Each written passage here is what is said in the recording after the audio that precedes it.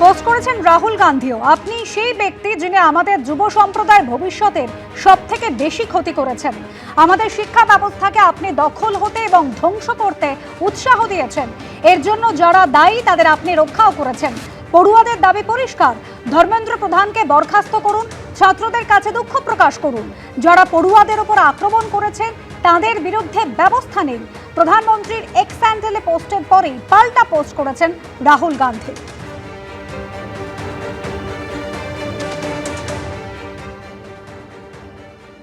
BJP জমানায় এই প্রথম প্রশ্ন ফাঁস হয়নি। আপনি ক্ষমতায় রয়েছেন, মানুষ আপনার কাছে জবাব চায়, এই নিয়ে আলোচনাই চায় না সরকার, এমনই মন্তব্য করেছেন সমাজবাদী পার্টির সাংসদ রামগোপাল যাদব। ये पहला लीक था जो अभी हुआ है। इनके कार्यकाल में कितने लीक हुए उसका भी तो व्हाइट पेपर होना चाहिए। कितने लोगों के खिलाफ कार्रवाई हुई, कितने दंडित हुए, कितने जेल गए, किनकी सजाएं हुई, हुआ कोई? Nothing has been done so far. ये कोई तर्क नहीं है, ये कोई तर्क नहीं। आप सत्ता में बैठे हुए हैं, आपसे जनता जवाब चाह रही है। डेमोक्रेसी में हम जनता के प्रति उत्तरदायी है। कोई लड़ने आता है, ये लड़के लड़ने आए, लड़कियां पीटी जा रही हैं, लड़के पीटे जा रहे हैं, तो ये सब तरीका ठीक नहीं। सिविल ड्रेस में लोग मार रहे थे, वो कौन थे? या तो ये बताएं कि पुलिस वाले थे या ये गुंडों को घायल किया गया था लड़कों को मारने के लिए। सरकार बिल्कुल चर्चा को तैयार नहीं है। सरकार सारे देश को गुमराह कर रही है, सुनने के लिए तैयार नहीं। क्या कहना चाहते? 2 मिनट किसी को सुनना नहीं चाहते, ये चर्चा करेंगे? ये आंदोलन क्यों हो रहा है? क्यों नहीं युवाओं की बात सुन रहे हैं प्रधानमंत्री? युवाओं का भविष्य तो बर्बाद हो गया, लाखों का। ভাইপোপন্থী তৃণমূলের নামো নিশান পশ্চিমবঙ্গে থাকবে না। বুধবার বিধানসভায় দাঁড়িয়ে এই ভাষাতেই আক্রমণ শানালেন মুখ্যমন্ত্রী শুভেন্দু অধিকারী। পাশাপাশি অভিষেক বন্দ্যোপাধ্যায়কে কার্যত তুলোধনা করলেন। বললেন, কি বলেছিলেন? ডিজে বাজাবেন? বাংলার লোক ডিজে বাজিয়ে দিয়েছে। পাল্টা জবাব দিয়েছে কালীঘাট তৃণমূল। এই ভাইপোপন্থী তৃণমূলের নাম নিশান পশ্চিমবঙ্গে থাকবে না। আমার দায়িত্ব। 21-এর মঞ্চ থেকে মুখ্যমন্ত্রীর নাম নিয়ে নিশানা করেছিলেন অভিষেক বন্দ্যোপাধ্যায়। সেই বক্তৃতার প্রসঙ্গ টেনে বিধানসভা থেকে ডায়মন্ড হারবারের সাংসদকে তুলোধনা করলেন মুখ্যমন্ত্রী শুভেন্দু অধিকারী। বিজেপি সরকার 21শে জুলাই আটকাতে পারলেন, শুভেন্দু অধিকারী 21শে জুলাই আটকাতে পারলেন, অমিত শাহ 21শে জুলাই আটকাতে পারলেন। ফলতার মতো দূরবীন লাগবে খুঁজতে, দূরবীন লাগবে।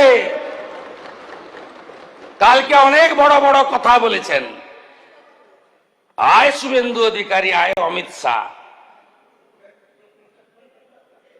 কি বলেছিলেন? ডিজে বাজাবেন। 4 তারিখে অমিত শাহ যেন রাজ্যে থাকে। ডিজে বাজিয়ে দিয়েছে বাংলার লোকেরা। অভিষেক বন্দ্যোপাধ্যায়ের উদ্দেশ্যে রীতিমতো চ্যালেঞ্জ ছুড়ে দিয়েছেন মুখ্যমন্ত্রী। এই সরকার ভদ্র আছে বলে না, এখনো এরকম প্যান্টের পকেটে হাত ঢুকিয়ে ওই হিরো কায়দায় 2000 লোকের সামনে হাত নাড়তে নাড়তে আপনাকে আমি বলে গেলাম, ওই ছোড়াকে প্রতিষ্ঠিত চোর। ভিতরে থাকবেন কি বাইরে থাকবেন ভবিষ্যৎ বলবে। যেখানেই থাকুন ডায়মন্ড হারবারে লড়ুন। 40% মুসলিম ভোট আছে, তারপরেও আপনাকে যত ভোটে জিতেছেন তত ভোটে যদি হারাতে না পারি মিলিয়ে নেবেন আপনি। আপনার অবস্থা ওই সকল পুষ্পার থেকেও খারাপ হবে। ভোটে লড়ুন, কোথায় থাকবেন দেখবেন। অভিষেক ব্যানার্জি হাউসের সদস্য নন, অথচ তাকে আক্রমণ করে বা তাকে লক্ষ্য করে যেভাবে মুখ্যমন্ত্রী ভাষণ দিয়েছেন, তো স্পিকারের তো উচিত একদিন জবাবি ভাষণ দিতে অভিষেক বন্দ্যোপাধ্যায়কে বিধানসভায় আমন্ত্রণ জানানো। এটা কোন রীতি? মঙ্গলে 21শে জুলাই ঋতব্রত শিবিরের মঞ্চ থেকে অভিষেক বন্দ্যোপাধ্যায়কে নিশানা করেছিলেন ফিরহাদ হাকিম। শেষ কথা বলবে না যারা লিফটে করে উঠে রাজনীতি করছে, তারা শেষ কথা বলবে না। প্যারাসুট থেকে এসে যারা রাজনীতি করছে তারা শেষ কথা বলবে না। এই দিন শহীদ দিবসের প্রসঙ্গ টেনে অভিষেক বন্দ্যোপাধ্যায়কে আক্রমণ শানালেন শুভেন্দু অধিকারী। কালকে তো শহীদ দিবস হয়নি, কেউ বলছেন ভাইপো প্যারাশুটে নেমেছে, আর ভাইপো বলছে নোট খাতা খুলে রাখো 31-এ হিসাব হবে। আরে তুমি বাইরে থাকলে তো হিসাব হবে। চৌঠা মেয়ের পরে ডায়মন্ড হারবার গেছো, জোকা পেরিয়েছ, যাও না ডায়মন্ড হারবার, পান্নালাল হালদার নিয়ে যান চ্যাম্পিয়ন এমপি কে, যান নিয়ে। টেস্ট কেস হয়েছিল ফলতায় টেস্ট কেস। আরে আপনি এমপি, আঞ্চলিক দলের সর্বভারতীয় সাধারণ সম্পাদক, গরুর গাড়ির হেডলাইট, কোন ভোটে জিততে পারবেন না, কোন ভোটে। ওই লম্ফ জম্প, কখনো কালীঘাট তৃণমূল, কখনো ঋতব্রত তৃণমূল শিবির, তো কখনো মুখ্যমন্ত্রী শুভেন্দু অধিকারী। ঘরে বাইরে নিশানায় অভিষেক বন্দ্যোপাধ্যায়। উজ্জ্বল মুখোপাধ্যায়, কৃষ্ণেন্দু অধিকারী ও আশাবুল হোসেনের রিপোর্ট, এবিপি আনন্দ। কোনোদিন আসতে পারবেন না, আপনাকে ফিরতে দেবে না অতীত। বিধানসভা থেকে এই ভাষাতেই মমতা বন্দ্যোপাধ্যায়কে আক্রমণ শানালেন শুভেন্দু অধিকারী। টানলেন 21শে জুলাইয়ের প্রসঙ্গ। পাল্টা জবাব দিয়েছে কালীঘাট তৃণমূল শিবিরও। কোনদিন আসতে পারবেন না, আপনাকে ফিরতে দেবে না অতীত। আপনাকে ওই বিকালবেলা চপ খেতে খেতে ফেসবুকই করতে হবে। ভোটে ভরাডুবির পর ছাড়খাড় হয়ে গেছে মমতা বন্দ্যোপাধ্যায়ের দল। তৃণমূল নেত্রীর সমালোচনা করছেন তারই একদা স্নেহভাজন থেকে সতীর্থরা। মঙ্গলবার ছন্ন ছাড়া 21শে জুলাই দেখল রাজ্যবাসী। এরই মধ্যে বুধবার বিধানসভা থেকে 21শে জুলাই প্রসঙ্গ টেনে মমতা বন্দ্যোপাধ্যায়কে নিশানা করলেন শুভেন্দু অধিকারী। আটকাতে পারলে আটকান, রুখতে পারলে রুখে দেখান। আর আমি যদি থাকি, আমার টিম যদি থাকে, জেনে রাখবে আমরা আপনাদের ধরাশায়ী করে ছাড়বো। আর চোর ডাকাত গদ্দারদের ছেড়ে কথা বলবো না। সবাই গদ্দার, সব চোরেরা নাকি চলে গেছে ওদিকে। আপনি ভাবতে পারেন কি রুচি। বিড়লা তারামণ্ডলে বলছেন বেঁচে আছি, দেখে নেব। আরে বেঁচে থাকতে থাকতে প্রাক্তন হয়েছেন, বেঁচে থাকতে থাকতে আপনি যে প্রতিষ্ঠিত চোর এটা প্রমাণ করব। বেঁচে থাকতে থাকতেই দেখে যাবেন সব। মমতা বন্দ্যোপাধ্যায়ের উদ্দেশ্যে চ্যালেঞ্জ ছুড়ে দিয়েছেন শুভেন্দু অধিকারী। আপনি কি ভাবছেন আমি ছেড়ে দেব? সব এফআরটিকে নতুন করে রিইনভেস্টিগেট করতে হবে। ফুটানি ইন্টারন্যাশনাল লিডার, নিজের ওয়ার্ড জিততে পারে না। ভগবানের এমন মার, মিত্র ইনস্টিটিউশনে 4টে বুথে হারা। যত মুখ বন্ধ রাখবেন ততই আপনার মঙ্গল। রাজনীতির লড়াইয়ে ঢুকে পড়ছে বাঘও। সে আজকে লড়ে যাচ্ছে বাঘের মতো, এরাই লড়বে। তার কারণ এরা 50 বছর আগামী দিন রাজনীতি করবে। পিসি বলে 400 মামলা, তাও তো ভয় পায়নি ছেলেটা আমার। ওটা বাঘ না বিড়াল ফলতাতে একবার দেখেছেন, যতদিন যাবে দেখবেন। আর যত চুরি ডাকাতি করেছেন হিসাব তো নয়, বের করব, গর্ত খুঁড়ে বের করব। আক্রমণ পাল্টা আক্রমণ, নিশানা পাল্টা নিশানা। বাদল অধিবেশনে ও গ্রীষ্মে নাচে ফুটছে পশ্চিমবঙ্গের রাজনীতি। কৃষ্ণেন্দু অধিকারী, আশাবুল হোসেন ও উজ্জ্বল মুখোপাধ্যায়ের রিপোর্ট, এবিপি আনন্দ।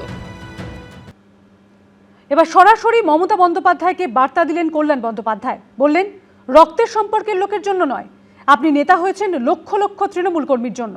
পাশাপাশি তিনি বলেন, মমতা বন্দ্যোপাধ্যায়কে বাস্তব পরিস্থিতিটা বুঝতে হবে। লক্ষ লক্ষ তৃণমূল কংগ্রেসের ওয়ার্কারের জন্য মমতা দি বাংলার নেত্রী হয়েছে। কোনো রক্তের সম্পর্কের লোকের জন্য মমতা দি বাংলার নেত্রী হননি। এবং সেই লড়াইয়ের দীর্ঘকালের সাথী আমি। মঙ্গলবার 21শে জুলাইয়ের মঞ্চে মমতা বন্দ্যোপাধ্যায়ের সঙ্গে বাদানুবাদের পর বুধবার রাগে, ক্ষোভে, অভিমানে কার্যত ফেটে পড়লেন কল্যাণ বন্দ্যোপাধ্যায়। শুধু অভিষেক করে তাহলে তো প্রবলেম হয়ে যাচ্ছে আমাদের। বাংলার মানুষ মমতার দিকেই তাকিয়ে আছে। মমতার দির জন্য লড়াই করতে আমি প্রস্তুত আছি, কিন্তু দিদিকেও বুঝতে হবে বাস্তবটা কি। দিদি যদি বাস্তব না বোঝে তাহলে দিদি যে দল তৈরি করেছে দিদি নিজের হাতে সেই দল শেষ করবে। মঙ্গলবার শহীদ স্মরণের মঞ্চে কল্যাণ বন্দ্যোপাধ্যায়ের ভাষণ চলাকালীনই পৌঁছন মমতা বন্দ্যোপাধ্যায়, কিন্তু শ্রীরামপুরের তৃণমূল সাংসদ দীর্ঘক্ষণ বক্তৃতা দিয়েছেন। এই অভিযোগে বিরক্তি প্রকাশ করেন তিনি। মঞ্চেই দুজনের বাদানুবাদ হয়। নেত্রী মমতা বন্দ্যোপাধ্যায় মঞ্চে এসেছেন, অভিষেক আছে বিড়লা প্ল্যানেটোরিয়ামের সামনে এই মহতী সভায়, তাদের অভিনন্দন জানাই। গত 2.5 মাসে এরপর বুধবার দিল্লিতে অভিষেক বন্দ্যোপাধ্যায়কে নিশানা করার পাশাপাশি খোদ মমতা বন্দ্যোপাধ্যায়কেও কড়া বার্তা দিলেন কল্যাণ বন্দ্যোপাধ্যায়। দিদির যদি মনে হয় অভিষেক এসে বসে আছে কেন, এটা যদি দিদির বিরক্তির কারণ হয় তাহলে আমাদেরকে ছেড়ে দেওয়া ভালো, শুধু অভিষেক নিয়ে থাকুক দিদি। তাহলে 21শে জুলাইয়ের মঞ্চে মমতা বন্দ্যোপাধ্যায়ের সঙ্গে বাদানুবাদ নিয়েও নিজের অবস্থানে অনড় রয়েছেন কল্যাণ বন্দ্যোপাধ্যায়। কেউ তো কানের মধ্যে গুঁজেছে 1 ঘন্টা বক্তৃতা দিচ্ছে, আর দিদি এমনি এমনি করে ঘড়ি দেখালেই হবে। 1 ঘন্টা ধরে বলছে, 1 ঘন্টা ধরে বলছে, মেনে নেবো আমি দিদিকে ভালোবাসি, দিদিকে শ্রদ্ধা করি, দিদির জন্য সবকিছু করতে রাজি আছি, কিন্তু দিদিকেও রিজনেবল হতে হবে। মমতা বন্দ্যোপাধ্যায় দীর্ঘ দিনের সৈনিক, কল্যাণদার বক্তব্যের উপর আমি বাড়তি কোনো কথা বলবো না। সব মিলিয়ে কালীঘাট তৃণমূলে ক্ষোভের পাহাড় জমছেই। বিজেন্দ্র সিংহ, কৃষ্ণেন্দু অধিকারী, আশাবুল হোসেন, এবিপি আনন্দ। পুরনিয়োগ দুর্নীতি মামলায় ইডিতে হাজিরা দিলেন মদন মিত্রর ছেলে শুভরূপ। সূত্রের দাবি, ব্যাংকের নথিপত্র নিয়ে তিনি আসেন ইডির দফতরে। বেরোন প্রায় 9 ঘন্টা পর। বেরোনোর পর ক্যামেরার সামনে মুখ খুলতে চাননি শুভরূপ মিত্র। ঋতব্রত তৃণমূলের নাম লেখানো মদন মিত্রকে পুরনিয়োগ দুর্নীতির মামলায় ডেকে পাঠিয়েছে এনফোর্সমেন্ট ডিরেক্টরেট। 14 জুলাই তার স্ত্রী ও 2 ছেলেকে ইডি নোটিশ পাঠায়। পরদিনই শিবির বদলে ঋতব্রত তৃণমূলে চলে যান কামারহাটির বিধায়ক। ইডির তলবে বুধবার সিজিও কমপ্লেক্সে হাজিরা দেন মদন মিত্রর এক ছেলে। সূত্রের দাবি, ব্যাংকের নথিপত্র নিয়ে তিনি আসেন ইডির দফতরে। প্রায় 9 ঘন্টা পর ইডি অফিস থেকে বেরোন মদন মিত্রর ছেলে। যদিও বেরোনোর পর ক্যামেরার সামনে মুখ খুলতে চাননি তিনি। দাদা কি বলবেন, এত ঘন্টাতে এরা শেষে কি কথা হলো? দাদা অ্যাকাউন্ট নিয়ে কোনো কথা হয়েছে, ট্রানজাকশন নিয়ে বা কোনো কিছু নিয়ে? দাদা ইডির আধিকারিকরা কি সন্তুষ্ট আপনার উত্তরে? দাদা আমার বলেছে আমি নাকি বেআইনি চাকরি দিয়েছি পৌরসভায়। আমি তো কোনোদিন এরকম করিনি। আর পৌরসভায় আমি চাকরি দেবো কি করে? পৌরসভা তো আমার আন্ডারে নয়। পৌরসভার খাতাও আমি দেখি না, প্রশ্নও আমি করি না। পৌরসভার যারা কর্মকর্তা তারা রয়েছে, বাট আমার ডেকেছেন নিশ্চয়ই। ছেলেকেও তো আজকে পূর্ণ ফ্যামিলি ডেকে নিয়েছে, পুরো কর্পোরেশন। বিধানসভা ভোটে তৃণমূলের ভরাডুবির পর তৃণমূল যখন ভেঙে চুরমার, তখনও মমতা বন্দ্যোপাধ্যায়ের পাশেই ছিলেন মদন মিত্র। কিন্তু পুরনিয়োগ দুর্নীতি মামলায় স্ত্রী ও 2 ছেলেকে ইডির নোটিশের পরই রাতারাতি ছবিটা বদলে যায়। 14 জুলাই মদন মিত্রর স্ত্রী ও 2 ছেলেকে তলব করে নোটিশ পাঠায় ইডি। সেই রাতেই ঋতব্রত তৃণমূলের বিধায়ক সন্দীপন সাহার সঙ্গে দেখা করতে তার বাড়িতে পৌঁছে যান মদন মিত্র। সন্দীপন সাহার বাড়িতে আমি স্বর্ণদার সঙ্গে দেখা করতে গিয়েছিলাম। স্বর্ণদা অনেকদিন বাদে, কোনোদিন আসিস না, আড্ডা মারবো, ফিশ ফ্রাই খাওয়াবো, আয়, ঢুকে পড়লাম, দেখা হলো, কথা হলো। পরদিন দুপুরে নিজেই গাড়ি চালিয়ে পৌঁছে যান বিধানসভায়। তারপর শটান বিরোধী দলনেতা ঋতব্রত বন্দ্যোপাধ্যায়ের ঘরে। ঋতব্রত তৃণমূলের হাত ধরে অভিষেক বন্দ্যোপাধ্যায়কে নিশানা করতে শুরু করেন মদন মিত্র। ওই অভিষেক ব্যানার্জিকে দিয়ে বিজেপিকে হারানো যাবে না। ওই হিটলারি কায়দায় প্লেন থেকে নেবে, কোমরে হাত দিয়ে 4 তারিখ দেখে নেবো, হুইসেল বাজবে, এসব করে হবে না। মমতা বন্দ্যোপাধ্যায় দীর্ঘদিনের সঙ্গী মদন মিত্রকে 21শে জুলাইও দেখা যায় ঋতব্রত তৃণমূলের মঞ্চেই। সেখান থেকে মমতা বন্দ্যোপাধ্যায়কেও বার্তা দেন তিনি। আজকের এই 3 টুকরোর জন্য কে দায়ী? যদি হিম্মত থাকে মমতা বন্দ্যোপাধ্যায়, আপনি হেঁটে আসুন, একটা ডিমও পড়বে না, খালি বলবেন হ্যাঁ আমার ভুল হয়েছিল, আমি গান্ধারীর মতো পুত্র স্নেহে অন্ধ ছিলাম, আমার অন্যায় হয়েছিল, কেউ ডিম মারবে না। আপনি একবারও ভাবলেন না দলটার কথা? এই ডেকে পাঠানো আবার কি? অ্যাকশন ডেকে পাঠাবে, চা খাবে। আমি মদনদা বলে বলছি না, মদনদা আমি কোনো ব্যক্তিগত আক্রমণ করছি না। এসব আইওয়াস ডেকে পাঠানোর কোনো মানে কি আছে? অভিযোগ থাকলে অ্যাকশন দেখবে লোকে। এই নিয়ে তীব্র কটাক্ষ করেছে বাম ও বিজেপি। মদন মিত্রর ছেলে এবং স্ত্রীকে সমন পাঠিয়েছে ইডি। ওরা যাবেন, দেখা করবেন। মদন মিত্র বলেছেন তিনি দেখা করবেন। ইডির সমন পাঠালো, এটা কোনো গুরুত্বপূর্ণ বিষয় নয়। মদন মিত্রকে সপরিবারে ডেকেছেন, আর দুদিন পরে তো দুর্গা ঠাকুরকে সপরিবারে আমরা ডাকবো।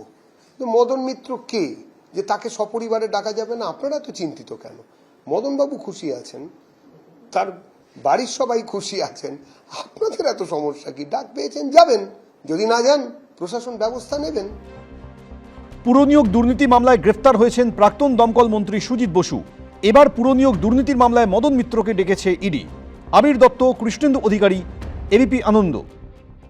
এবিপি আনন্দ, এগিয়ে থাকে, এগিয়ে রাখে।